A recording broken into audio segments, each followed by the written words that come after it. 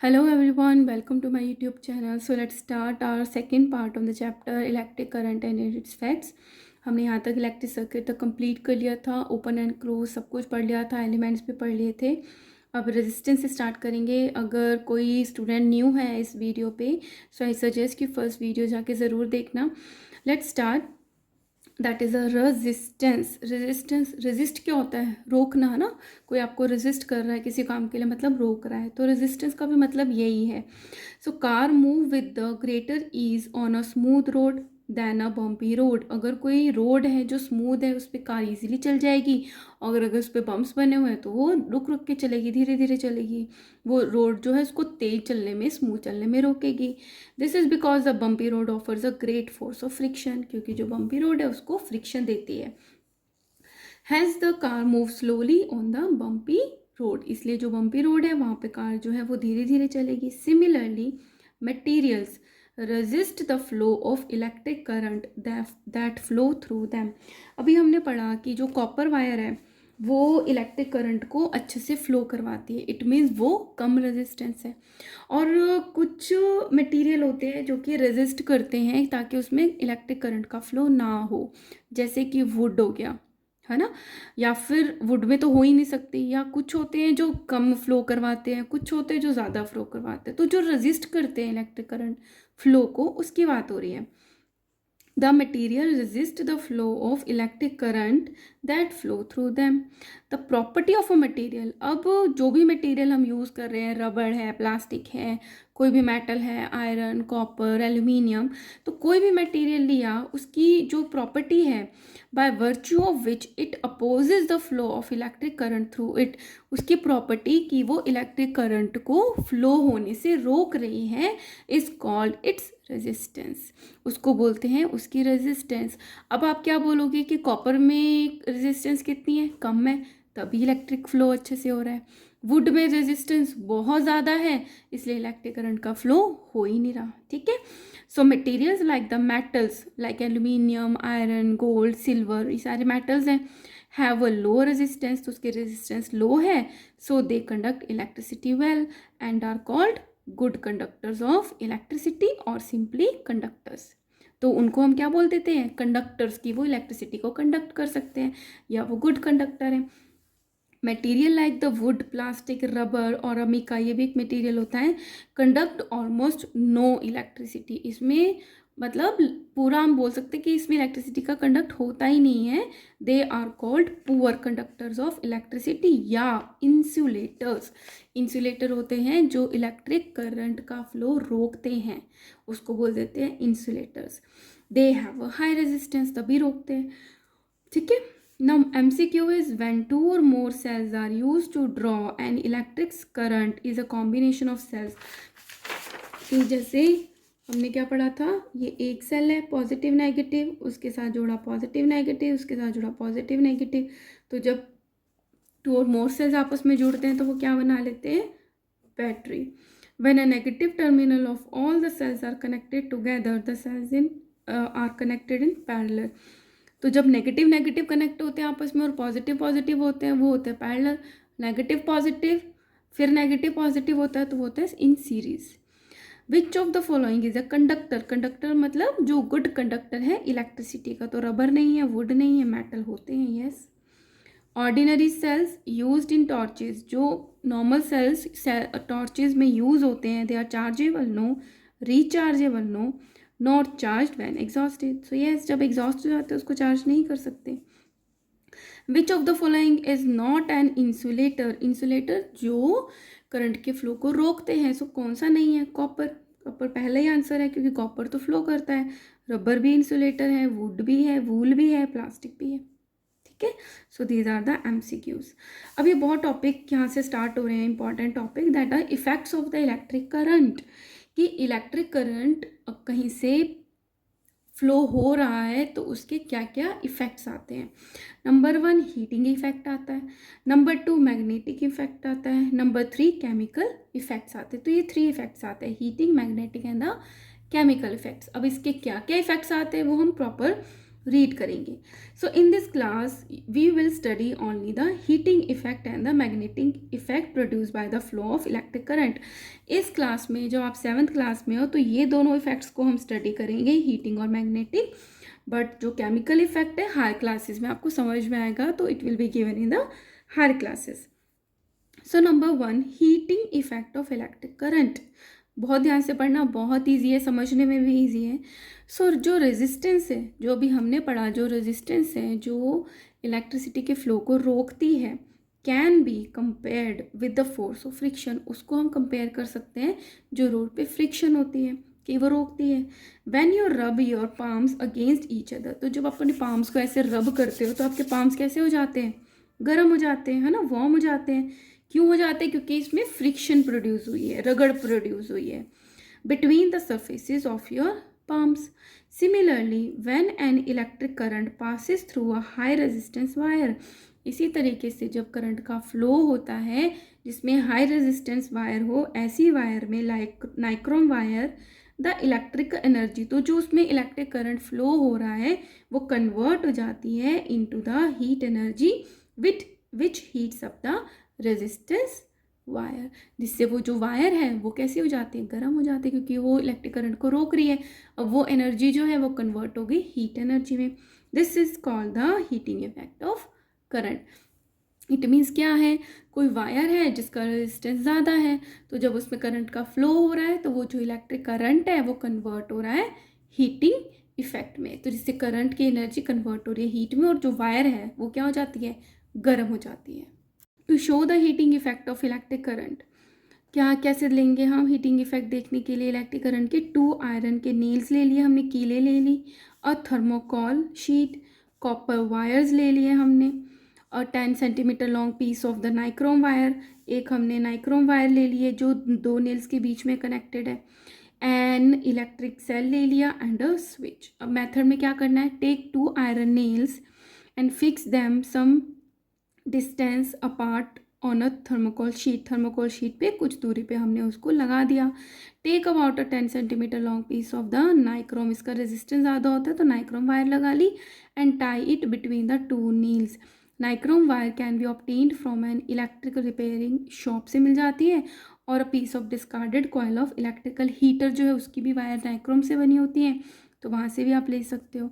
Make an electric circuit by connecting the 2 nails of the terminal of an electric cell by the switch by using the copper wires. तो एक तो को switch से connect कर दिया.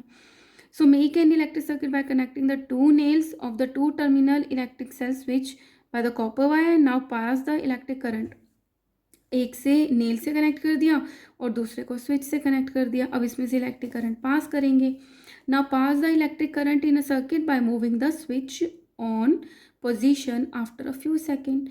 Touch the nichrome wire just for a moment. एक moment के लिए ही, जैसे इसमें हमने फ्लो कर दिया करंट का थोड़े टाइम के लिए, उसके बाद क्या करेंगे, उसके बाद जब उसको टच करके देखेंगे the nichrome wire becomes hot, क्योंकि जो नाइक्रोम वायर है वो क्या है, गर्म हो गई है. Conclusion, the nichrome wire become hot because the electric current passes through it has heated up the nichrome, क्योंकि उसने नाइक्रोम वायर को गर्म कर दिया. The electric energy get converted into heat energy which heats up the nichrome wire. This is the heating effect of current, right. So इससे क्या पता चलता है, जो इलेक्ट्रिक करंट है उसका हीटिंग इफेक्ट होता है. The amount of heat produce, अब किसी वायर में कितनी हीट प्रोड्यूस होगी in a wire due to the heating effect of current depends upon 2 factors. वो 2 चीज़ों पे डिपेंड करता है कि उस जो हमने मटेरियल यूज़ किया, जैसे यहाँ पे नाइक्रोम यूज़ किया तो या फिर कोई और मटेरियल की बात करते हैं, उसका रेजिस्टेंस कितना है. जितना ज़्यादा रेजिस्टेंस होगा उतना ज़्यादा वो उसको हीट अप करेगी. Magnitude of the current pass through the wire, अब कितना करंट उसमें फ्लो हो रहा है, अगर ज़्यादा करंट फ्लो होगा तो ज़्यादा हीट होगी. ठीक है, अब इसको प्रॉपर स्टडी करेंगे. Heat produced depend on the resistance of material. The amount of heat produced in a material by an electric current depends upon its resistance. ये तो हमने देख लिया, resistance पे depend करता है. The higher the resistance of the material, the greater the heat produced. अगर ज़्यादा resistance है तो जो heat है वो भी ज़्यादा produce होगी. The lower the resistance of the material, the lesser is the heat produced. Resistance ज़्यादा, हीट प्रोडक्शन ज़्यादा, resistance come, heat production come. Second, heat produce depend upon the magnitude. Magnitude होता है जैसे नंबर 1 एम्पियर, 2 एम्पियर, 3 एम्पियर, जो current है उसको amperes में major करते हैं ना, तो कितना मैग्नीट्यूड का करंट उसमें फ्लो हो रहा है। Small current passing in a wire produces less heat, small current pass हो रहा है तो कम हीट प्रोड्यूस होगी। Similarly large current passes through the same wire produces a much more heat. Greater the magnitude of the current passed through a given wire, greater will be the heat produced in it. Okay, now applications of the heating effect of current. अब हमने experiment से ये पता कर लिया कि wire का heating effect होता है करंट का, अब उसको यूज़ कहाँ करें, है ना। सो एप्लीकेशन इस जो हमने पता लगाया है उसका कहाँ यूज़ होता है। The heating effect of electric current has many applications in our daily life. कैसे? Some of the important electrical appliances are based on the heating effect of current are given below. कुछ applications है जिसकी बात करेंगे। Number 1, electrical heating एप्लीएंसेस, गर्म करने वाली चीज़ें। The electrical heating appliances like the electrical room heater, electrical iron, press भी तो ऐसी होती है, वो गर्म होती है तो हम प्रेस करते हैं। हीटर में भी वो गर्म होता है तो हमें गर्म लगती है ना ठंड में। Electrical cattle, electrical toaster, electric oven, water heater and the immersion road, जो पानी में रोड डिप करके रखते हैं गर्म करने के लिए पानी, work on the principle of the heating effect of current. Alright, all the electrical heating appliances contain coil of a high resistance. अब हम कह रहे हैं कि जो हीटिंग एप्लायंसेस हैं ये गर्म करती हैं। कैसे गर्म करती हैं? क्योंकि उसमें ऐसी कॉइल्स बनी होती हैं जो कि कैसी, किससे बनती है? हाई रेजिस्टेंस वायर में। ऐसी वायर जिसकी रेजिस्टेंस जो है वो ज़्यादा होती है, कॉल्ड द हीटिंग एलिमेंट। उसको क्या बोल देते हैं हम? हीटिंग एलिमेंट बोल देते हैं। Which is made up of nichrome alloy content. अब नाइक्रोम एलॉय में क्या होता है? Iron, nickel, chromium and the magnesium. क्या होता है? Iron, nickel, chromium and the magnesium. तो इनका रेजिस्टेंस ज़्यादा हो जाता है इस नाइक्रोम एलॉय का। एलॉय होता है जब बहुत सारे मेटल्स को एक साथ मिला के हम कोई कॉम्बिनेशन बनाते हैं तो उनको एलॉय बोल देते हैं, ठीक है। सो नाइक्रोम वायर यूज़ होती है। When electric current is pass through an electrical heating appliance, जब करंट पास हुआ a large amount of heat is produce, heat produce होगी क्योंकि इनका रेजिस्टेंस ज़्यादा है in the element, due to which it becomes red hot. The heat is then put on the desired use. अब desired use, अगर वो जो coil है वो गीज़र में लगी है तो पानी गर्म होगा, वो कॉइल आयरन में लगी है तो हमारी प्रेस जो है वो गर्म हो जाएगी। वो डिपेंड करता है हम क्या यूज़ कर रहे हैं, हीटर यूज़ कर रहे हैं, room heater. The heat is and put to the desired use. For example, the hot electric iron is use for ironing clothes, the hot electrical room heater is use for warming the room and the electrical heater is use for the cooking food etcetera, ठीक है। Another is electrical bulb, इसमें भी heating effect use होता है। कैसे? The electrical bulb और the electrical lamp is used for producing light and works on the principle of heating effect of electric current. अब आपको ये सब चीज़ें ध्यान में रखनी है कि जो बल्ब है उसमें भी क्या यूज़ होता है? Heating effect of electric current use होता है। It has a very thin high resistance filament. आपने देखा होगा, वैसे अब तो LED CFLs चलती हैं, बट ऐसे बल्ब्स भी आपने देखे होंगे जो येलो लाइट देते हैं, उसमें बहुत पतले से वायर्स होती हैं जिसको फिलामेंट बोलते हैं। और वो किसकी बनी हुई होती है? टंगस्टन मेटल की बनी हुई होती हैं। व्हेन इलेक्ट्रिक करंट पासेस, और वो कैसा होता है? हाई रेजिस्टेंस होती है टंगस्टन की, इसलिए वो यूज़ होती हैं। When electrical current passes through the tungsten filament it gets heated, बहुत गर्म हो जाती है, to a very high temperature, becomes white hot और स्टार्ट ग्लोइंग। तो वो ग्लो करने लग जाती है क्योंकि वो बहुत ज़्यादा गर्म हो जाती है। It gives us light and the heat, तो उसको टच करेंगे तो हमें पता चलता है कि वो गर्म है और वो हमें लाइट भी देती है। An electrical bulb also gives out heat which leads to the wastage of electricity. अब हमने क्या देखा था कि जो इलेक्ट्रिसिटी करंट है वही कन्वर्ट हो रहा है हीट में। तो इट मीन्स क्या हुआ कि हम इतनी इलेक्ट्रिसिटी दे रहे हैं और वो हमारी पूरी की पूरी हीट में वेस्ट हो रही है। तो इसमें हमने क्या किया?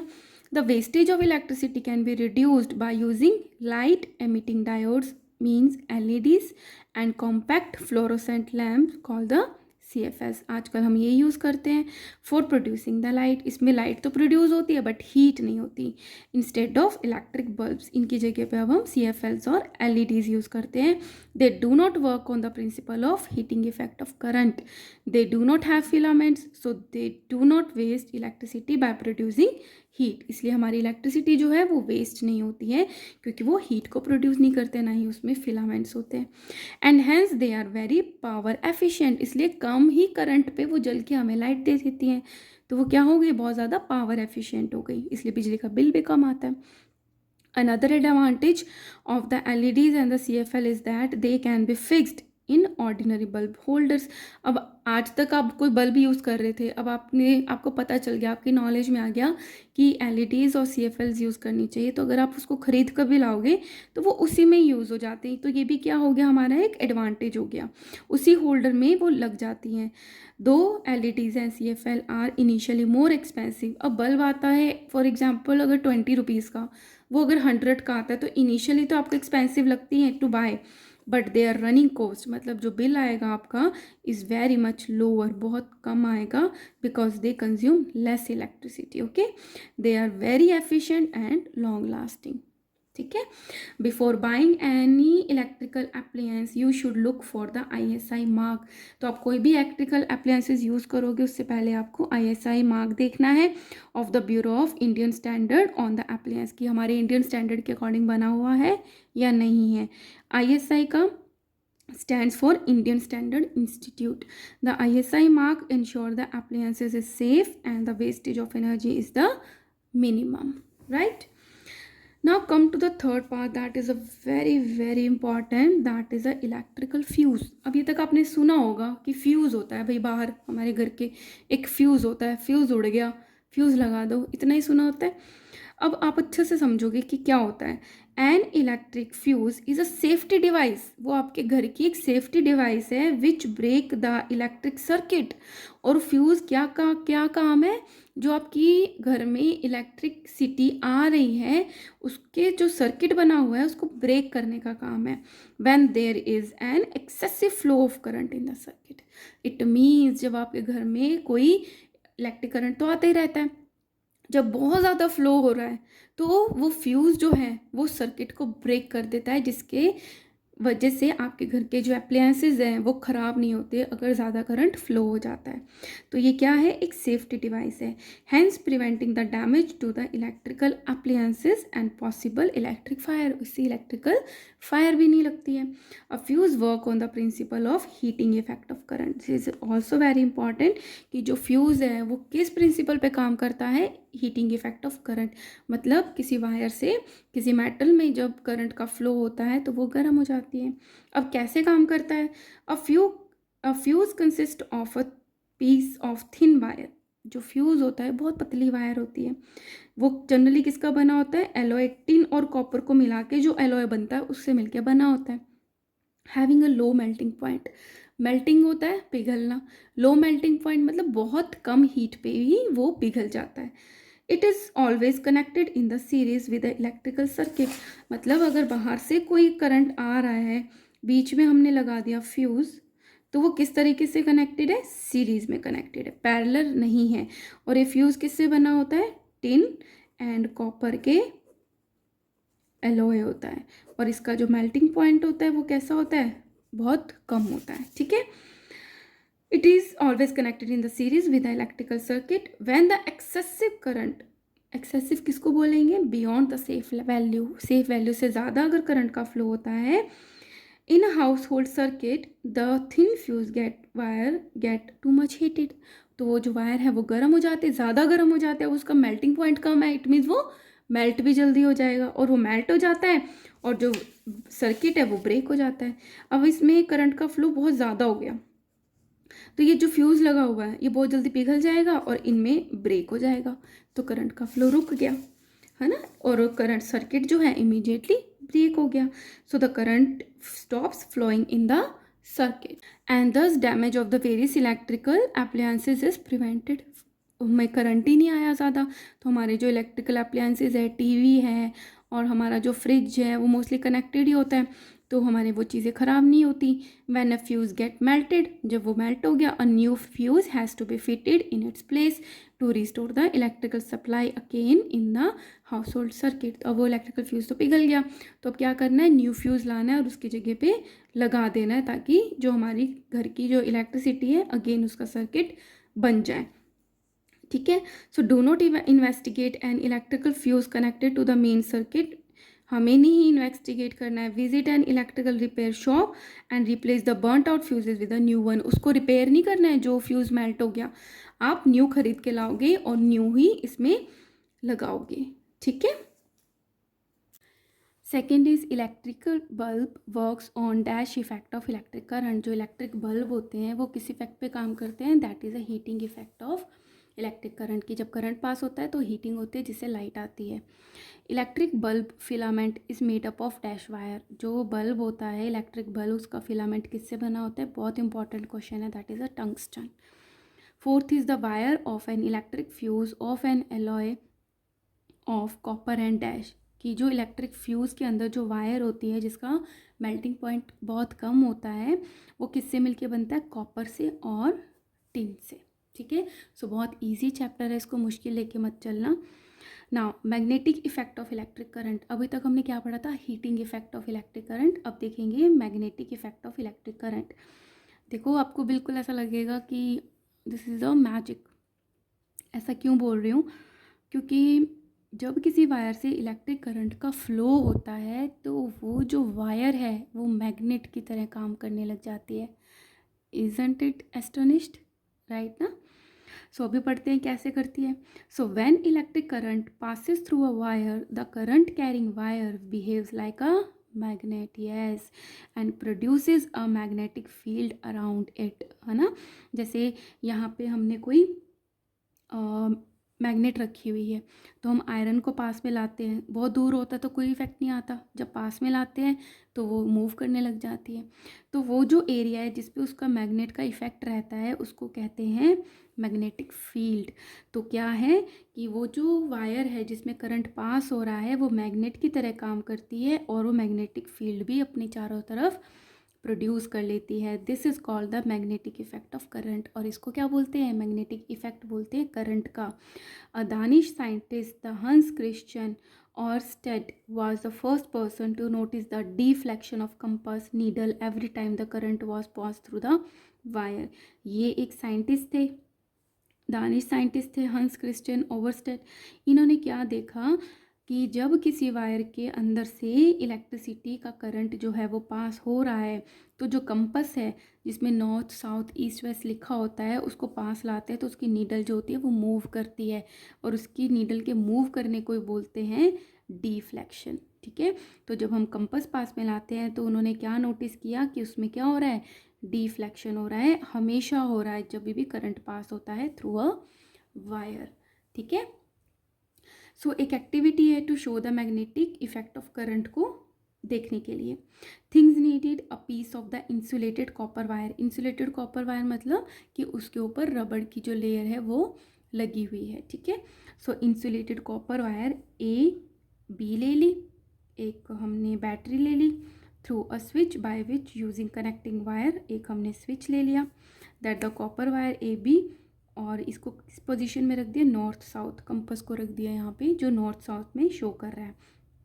ए compass is placed under the wire A B, और एक कंपास रख दिया ए बी के नीचे। Close the switch so that the electric current passes through the wire A B. हमने क्या किया, स्विच को क्लोज कर दिया। ठीक है, ताकि ए बी से करंट, ए क्लोज करना, क्लोज मत करना मतलब है ऑन करना, क्लोज कर दिया। पहले तो ओपन था, ओपन होता है जिसमें करंट का फ्लो नहीं होता, लेकिन जब क्लोज कर देते हैं तो करंट का फ्लो होने लग जाता है। So that the electric current passes through the wire A B. What happen to the magnetic compass needle. तो पहले जब ये ओपन थी, करंट का फ्लो नहीं हो रहा था, तो जो कंपस है वह नॉर्थ साउथ की डायरेक्शन में था। बट अब क्या हुआ, जब ये क्लोज कर दिया तो हमने क्या देखा, now open the switch so that the current stops flowing in the wire A B.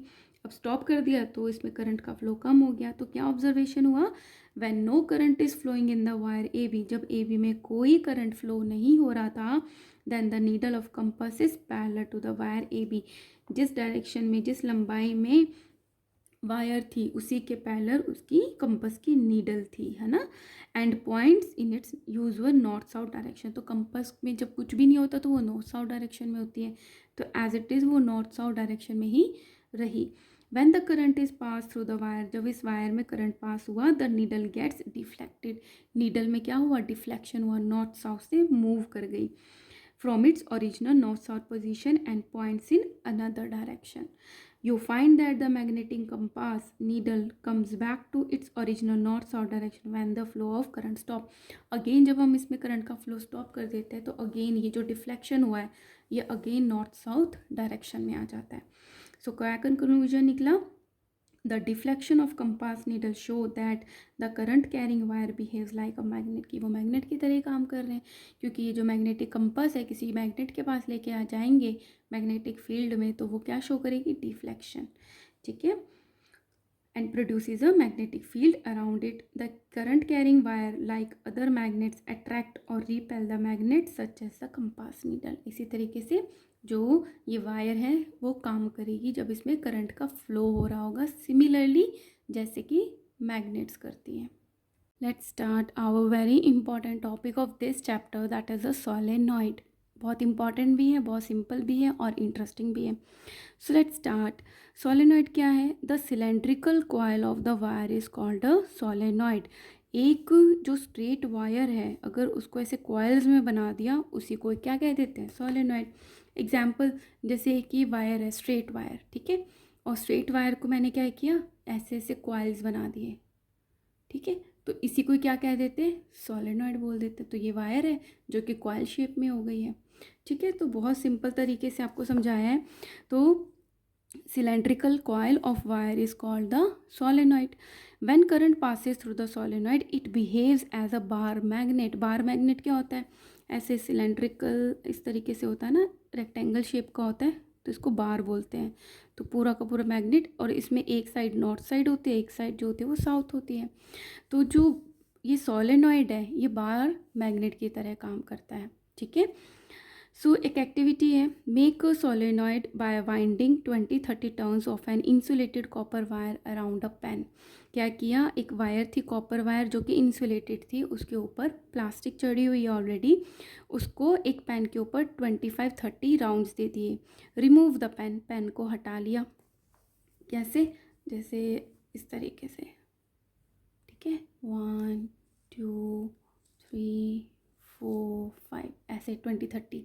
और ये तो जैसे रबड़ की है अपनी शेप में आ जाएगी, लेकिन वायर तो नहीं आएगी, तो हम इसको पेन को रिमूव कर देंगे, तो ये जो वायर है वो अपनी शेप में रहेगी, ठीक है। So remove the pen and insulation from the end of solenoid, ठीक है। तो पेन को रिमूव कर दिया, ठीक है। Remove the pen and insulation from the end of solenoid. Connect the two end of the solenoid to a cell through a switch. अब इसका जो end है और इसका जो end है, एक end ऐड कर दिया हमने स्विच से, ये जो end है solenoid वायर का एंड ऐड कनेक्ट कर दिया हमने स्विच से, ठीक है, और जो दूसरा है उसको कनेक्ट कर दिया हमने सेल से। Place the compass needle near the solenoid, एक कंपास जो है वो सोलेनॉइड के पास लेकर आए and switch on the current, और करंट का स्विच ऑन कर दिया ताकि इसमें जो है सोलेनॉइड में करंट पास होने लग जाए। Does the compass needle get deflected, तो ये क्वेश्चन पुट अप होता है, क्या जो कंपास नीडल थी वो डिफ्लेक्ट हुई। Is the deflection in the compass needle more than that in a case of the current carrying wire. अब ये क्वेश्चन है कि जैसे हमने लास्ट एक्टिविटी में देखा था जो करंट कैरिंग वायर है उसमें भी डिफ्लेक्शन होता है, क्योंकि वो भी मैग्नेट की तरह काम करती है जब उसमें करंट का फ्लो होता है। तो क्या सोलेनॉइड में जो डिफ्लेक्शन है वो वायर के डिफ्लेक्शन से ज़्यादा है या नहीं। You see that the deflection is greater than the with the coil और solenoid than the single wire. तो हमें क्या देखने को मिलेगा कि जो सोलेनॉइड में डिफ्लेक्शन हुआ है वो मोर है than the copper wire. Okay, so क्या था solenoid, a cylindrical coil of wire is called a solenoid. When current passes through the solenoid, it behaves like a bar magnet. When a magnet produced by passing an electric current through the coil of insulated wire wound around a soft iron rod is called the electromagnet. अब अगर इस solenoid में हम क्या रख दें, current pass करने लग जाए, ठीक है, और इसके अंदर की तरफ थोड़ा सा सॉफ्ट आयरन रख दें, तो वो जो आयरन रॉड है वो इलेक्ट्रोमैग्नेट बन जाती है। मतलब वो खुद जो आयरन है इलेक्ट्रिसिटी के फ्लो की वजह से मैग्नेट बन जाती है, ठीक है। तो उसको क्या बोल देते हैं, इलेक्ट्रोमैग्नेट। उस आयरन को बोल देते हैं electromagnet. The magnetism of an electromagnet last only till a current passes through its coil. अब जो भी हम मैग्नेट लेते हैं, मैग्नेट तो मैग्नेट होती है, बट जो इलेक्ट्रोमैग्नेट होती है वो तब तक ही मैग्नेट का इफ़ेक्ट शो करती है, एज अ मैग्नेट एक्ट करती है जब तक कि इनमें करंट का फ्लो हो रहा है। जैसे ही हम करंट का फ्लो बंद कर देंगे और ये भी मैग्नेट की तरह बिहेव करना बंद कर देगी, ठीक है। सो इलेक्ट्रोमैग्नेट क्या है, when you insert a soft iron rod inside the solenoid made in the above activity. जब ये जो सोलेनॉइड था उसके अंदर आपने सॉफ्ट आयरन जो है वो ऐड कर दिया, ठीक है, you find that the deflection of compass needle is even more. तो जो अगर कंपास लेकर आएंगे उसमें जो नीडल का डिफ्लेक्शन है वो और ज़्यादा होगा then that of the coil alone.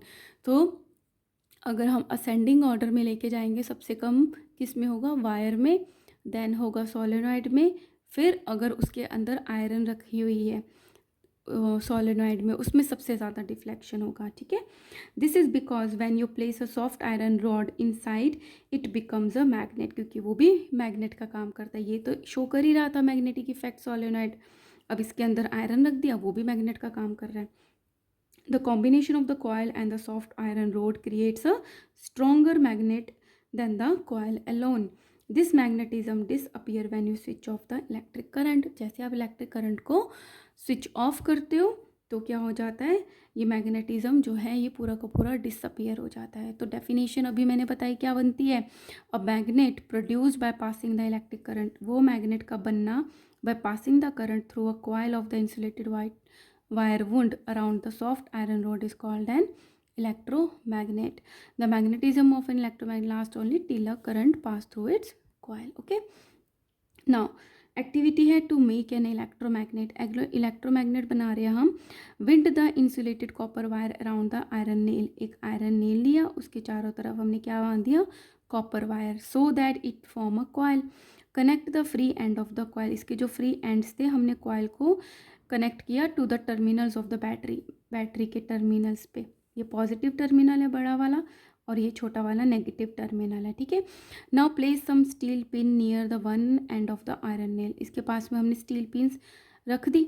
Switch on the current, और करंट को स्विच ऑन किया। You find that the steel की जो पिन्स थी क्लिंग कर गई to the tip of the nail, जाके चिपक गई, ठीक है। अब स्विच ऑफ कर देंगे, जब हम इसको हटा देंगे तो क्या देखते हैं, the steel pins fall from the iron nail, वो हट गई। अब चिपकी क्यों होती है, क्योंकि ये मैग्नेट का काम कर रही थी और ये आयरन से बनी होती है तो अट्रैक्ट करती हैं। सिमिलरली जब हमने ऑफ कर दिया तो इसने मैग्नेट का काम करना छोड़ दिया और ये फॉल ऑफ हो गई। So you find that an electromagnet is a temporary magnet. This magnetism last only till a current passes through the coil. तब तक ही रहता है ये मैग्नेट जब तक उसमें करंट का फ्लो होता रहता है। Once the current stops the iron core loses is magnetism. तो नोट क्या है, please note that while testing the working of an electromagnet the current in the coil should be switch on only for the few seconds at a time. तो अगर आप ये activity कर रहे हो तो जो आपको स्विच ऑन करना है वो फ्यू सेकेंड्स के लिए करना है, ज़्यादा लंबे टाइम तक नहीं करना है, for a safety purpose. Okay, अब बात करते हैं the strength of an electromagnet can be increase by. अब ये जो हमने इलेक्ट्रोमैग्नेट बनाए हैं इसको हमने पावरफुल बनाना है और ज़्यादा मैग्नेटिज्म इसमें ऐड करना है। तो कैसे करेंगे, नंबर वन, एक तो हम कर देंगे ये जो नंबर ऑफ कॉइल्स है इसको बढ़ाकर, अगर 10 थे 20 कर दो तो बहुत ज़्यादा अट्रैक्ट करने लग जाएगा। दूसरी चीज़ है increasing the current passing through the coil, कि इसमें करंट जो आ रहा है उससे ज़्यादा फ्लो कराने लग जाए। तो ये दो चीज़ें हैं, कॉइल के नंबर्स इंप्रूव कर दो, बढ़ा दो, और इसमें जो करंट जा रहा है वो इंक्रीज कर दो। तो क्या होगा, जो स्ट्रेंथ है इलेक्ट्रोमैग्नेट की वो भी ऑटोमेटिकली इंक्रीज हो जाएगी।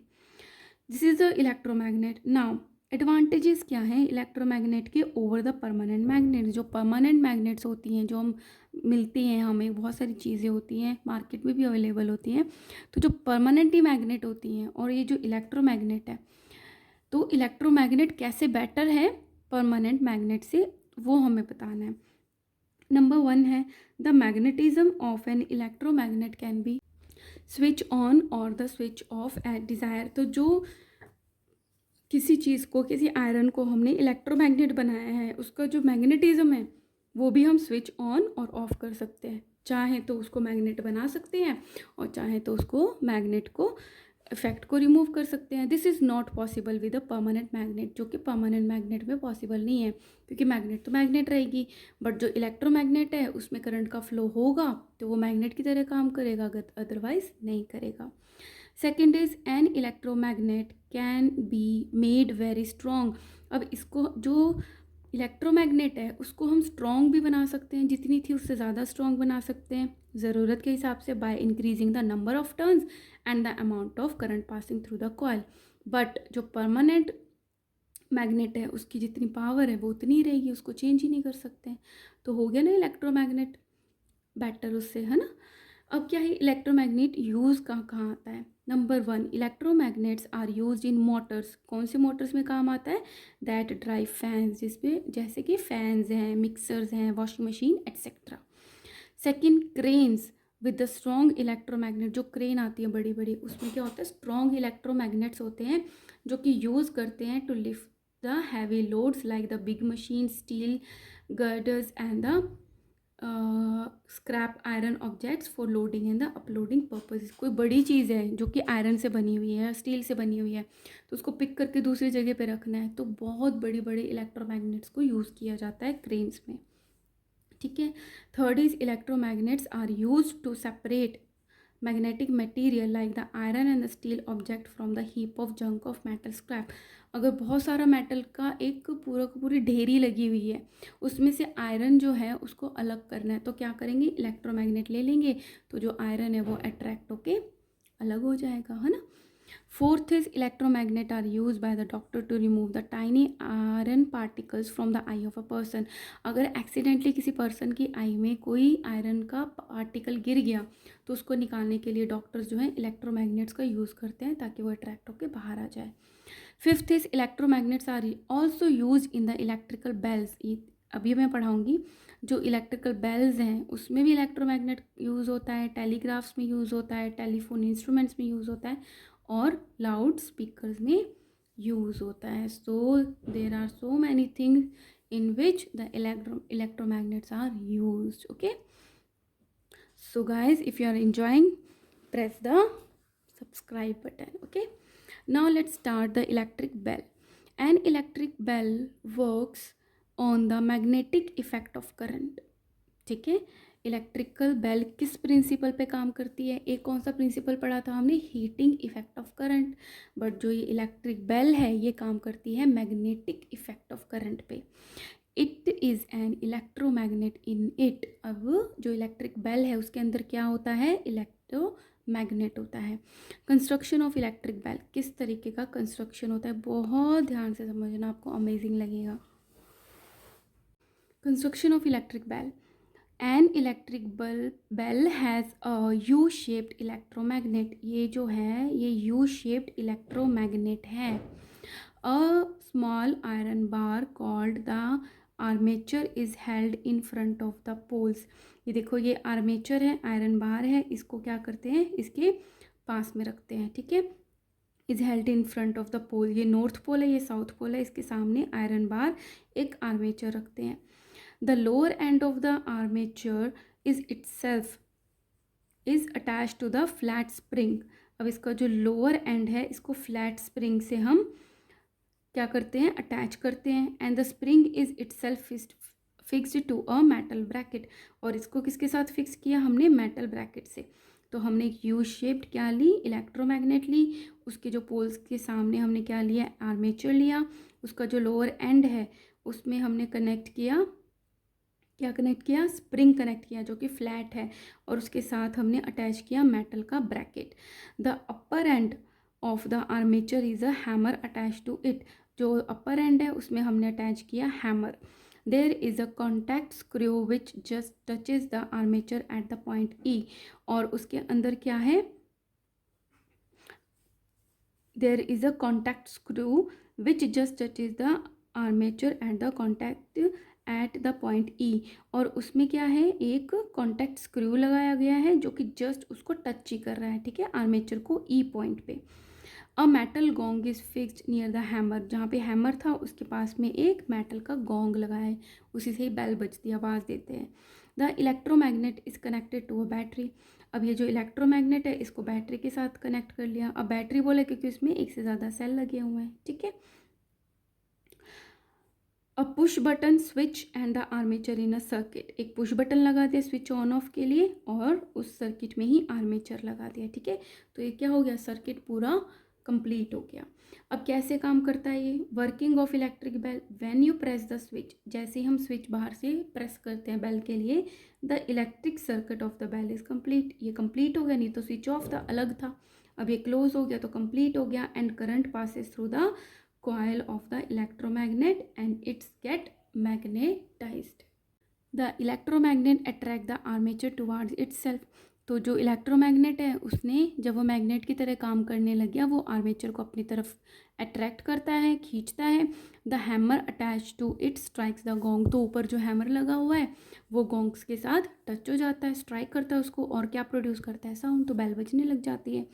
When the armature move toward the magnet, जैसे ही आर्मेचर मैग्नेट की तरफ मूव करी, it's contact with the contact screw is broken eight the point T, तो जो वो स्क्रू लगा हुआ था उससे दूर होता है आर्मेचर, तो उसका कनेक्शन वहाँ से टूट जाता है। Due to this the electric circuit breaks, और क्या होता है, बेल तो बज गई एक बारी, और उसके बाद इलेक्ट्रिक सर्किट ब्रेक हो गया, and no current flow in the electromagnet coil, और इलेक्ट्रोमैग्नेट कॉइल में अब कोई करंट नहीं फ्लो हो रहा।